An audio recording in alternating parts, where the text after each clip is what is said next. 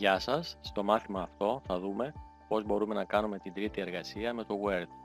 Μπαίνουμε στο e-class με τον λογαριασμό μας, πατάμε σύνδεση και πηγαίνουμε στο μάθημα της πληροφορικής Α Γυμνασίου. Κάνουμε κλικ στο τρίτο μάθημα και στο κάτω μέρος, αφού δούμε τα βιντεάκια τα σχετικά, πατάμε εργασία τρίτη.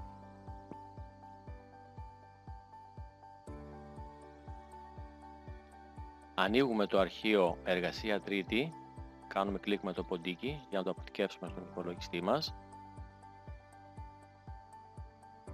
Πατάμε OK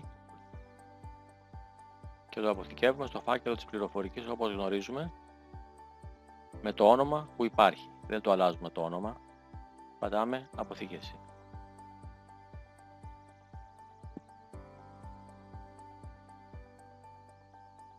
Κλείνουμε το e-class, δεν χρειάζεται τώρα. Πηγαίνουμε στο φάκελο της πληροφορικής και ανοίγουμε την εργασία που κατεβάσαμε. Να πούμε ότι στην εργασία που κατεβάσαμε πρέπει να φέρουμε το κείμενο που γράψαμε στη δεύτερη εργασία. Προς το παρόν πηγαίνουμε και σβήνουμε στο κάτω μέρος της εργασίας το βελάκι με τις τρεις τελείες πατώντας Delete και το μέγεθος γραμμάτων φροντίζουμε να είναι 12.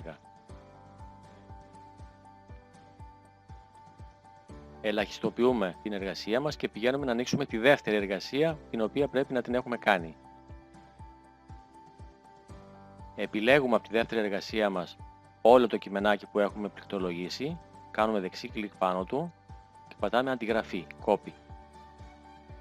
Κλείνουμε τη δεύτερη εργασία, δεν τη χρειαζόμαστε πια. Και τώρα θα πάμε στην τρίτη εργασία μας που έχουμε κατεβάσει και θα κάνουμε δεξί κλικ επικόλληση στο κάτω μέρος της οθόνης για να φέρουμε το κειμενάκι μας. Τώρα θα κάνουμε μορφοποιήσεις. Επιλέγουμε όλη την πρώτη παράγραφο και από ό,τι βλέπουμε στο πάνω μέρος έχει μια ιδιαίτερη γραμματοσυρά.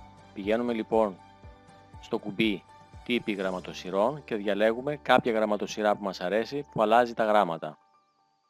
Υπάρχουν πάρα πολλές γραμματοσυρές, διαλέξτε όποια σας αρέσει.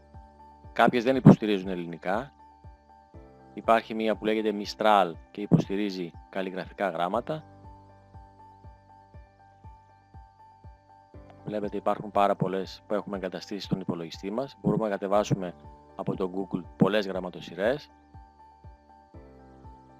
Βλέπετε πώς αλλάζουν τα γράμματα καθώς μετακινούμαστε πάνω σε διαφορετικές γραμματοσυρές. Επιλέγουμε μία όποια μας αρέσει.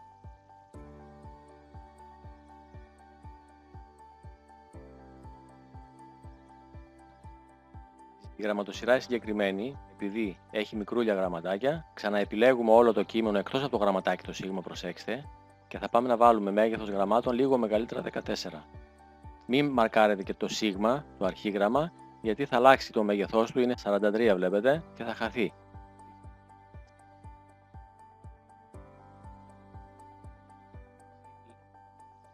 Τη λέξη λεστριγόνας βλέπετε ότι έχει ένα χρωματάκι ιδιαίτερο δίπλα, αυτό λέγεται επισήμανση. Υπάρχει ένα κουμπάκι λοιπόν που βάζει επισήμανση στη λέξη που επιλέγουμε από κάτω. Επιλέγουμε μία-μία τις τρεις λεξούλες και πηγαίνουμε και βάζουμε ένα χρωματάκι επισήμανσης όποιο θέλουμε. Δίπλα στις λέξεις λεστριγόνας, κύκλοπας και Ποσειδώνα υπάρχει το νουμεράκι το 1, το 2 και το 3, το οποίο είναι υπερυψωμένο. Αυτό λέγεται εκθέτης στα μαθηματικά. Υπάρχει λοιπόν κουμπάκι που μας βάζει το κειμενάκι μας σε μορφή εκθέτη. Γράφουμε το 1 με τις παρενθέσεις μας, Shift 9 και Shift 0 είναι οι παρενθέσεις, μαρκάρουμε το 1 και πάμε στο κουμπάκι που το κάνει εκθέτη. Το διπλανό κουμπάκι είναι ο δείκτης, το κάνει χαμηλωμένο. Γράφουμε το 2 και το 3 επίσης δίπλα στις λεξούλες, τα μαρκάρουμε με το ποντίκι και ξαναβάζουμε εκθέτες.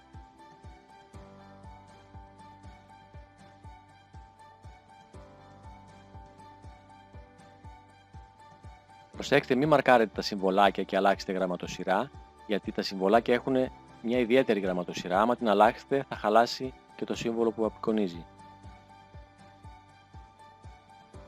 Στη δεύτερη παράγραφο βλέπουμε ότι το χρώμα των γραμμάτων είναι μπλε και είναι μικρά τα γραμματάκια. Τα μαρκάρουμε λοιπόν στο κάτω μέρος και βάζουμε μέγεθος 9-10 όσο θέλετε. Και στο χρώμα γραμματοσυρά στο κουμπάκι πατάμε και βάζουμε το χρώμα το μπλε.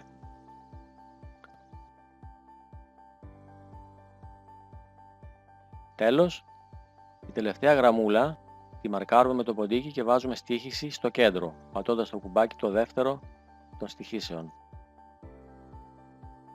Τελείωσε η τρίτη εργασία μας. Αποθηκεύουμε τώρα την εργασία μας πατώντας είτε το κουμπάκι της δισκέτας πάνω αριστερά, είτε πηγαίνουμε αρχείο, αποθήκευση ή file save.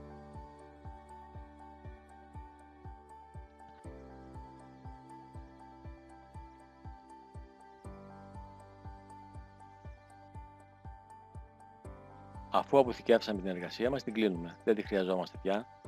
Θα πάμε τώρα στο e-class να δούμε πώς μπορείτε να στείλετε την εργασία που μόλις φτιάξατε.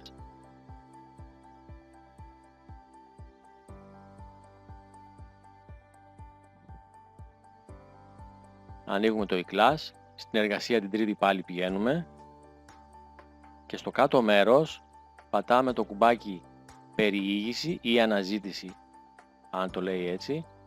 Ψάχνουμε το αρχιάκι που θέλουμε να στείλουμε, την εργασία την τρίτη δηλαδή. Αν θέλουμε γράφουμε κάποια σχόλια και πατάμε υποβολή.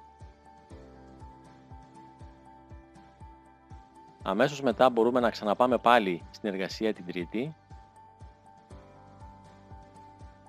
και στο κάτω μέρος θα δούμε ότι η εργασία αυτή έχει ήδη υποβληθεί, η ημερομηνία βλέπετε και το αρχιάκι που βλέπετε από κάτω. Τέλος, μπορείτε να υποβάλλετε ξανά την ίδια εργασία όσες φορές θέλετε, απλά η καινούρια που έρχεται σβήνει την παλιά. Εδώ τελειώσαμε.